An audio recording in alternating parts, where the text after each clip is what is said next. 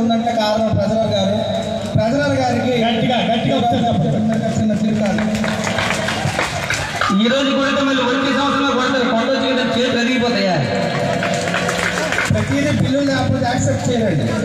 అలాగే శిష్టకారుల బంధువుల్లో చాలా మందికి పేదలకి జయబాబు గారు సహాయ సహకారాలు అందిస్తున్నారు అన్ని సందర్భాల్లోని.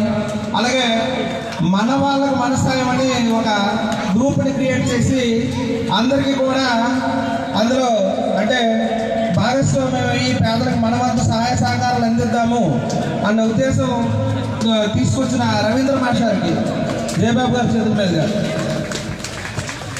సార్ అలా వచ్చానుకోండి సార్ దయచేసి.